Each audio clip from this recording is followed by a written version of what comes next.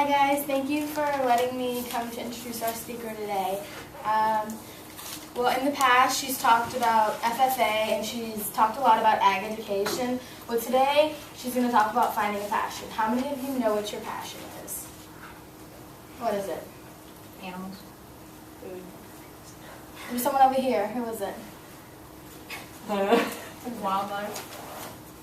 Alright, well, the rest of us probably all very confused as to what our passion is. Today she's going to help us figure it out.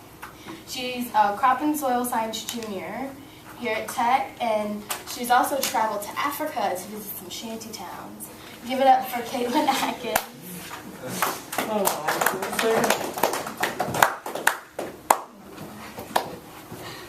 Alright, well thank you Summer for that introduction. And how many of us can take a guess as to how many FFA members there are nationwide? Does anybody have a guess? Yes. 800,000. Not quite, but thank you for aiming high. It's a little over 600,000 FFA members nationwide, and a little more than that as far as agriculture education students. And the thing that I've noticed, and something that I really appreciate about that, is that the FFA experience means something a little bit different to every single one of those members. And it also means a little something different to me as well. So what I would like to talk to you about is how FFA helped me find what I was passionate about, and how you can go about finding your passion and ways to embrace that once you do find it. And so a little bit of a personal story. I don't come from an agricultural background whatsoever.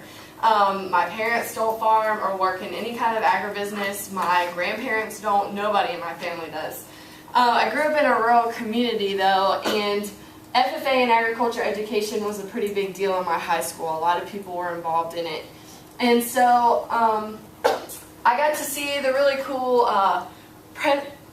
projects and things like that my friends would bring home and hear about what they got to do in their club meetings. So I decided kind of on a whim that I would try it out my sophomore year. And a lot of my friends were like, "You're going to work with power tools and stuff like that? That's kind of weird." But I did it anyways. And what I came to find out was that it was the only thing about school that I really looked forward to. And it was the only thing that I really liked learning about.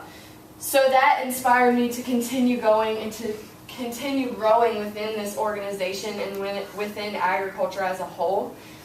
And so when I graduated in 2012, I came to Virginia Tech, and I knew I wanted to do something within agriculture, but I really wasn't sure yet. I was kind of lost as to what within agriculture it was that I wanted to do. So I found out we had a collegiate FFA chapter here, and I decided to join that, and through that experience I met so many past state officers or super involved FFA members, and what ultimately happened was those people inspired me to really focus on what it was that I wanted to do, and they also allowed me to grow personally and professionally.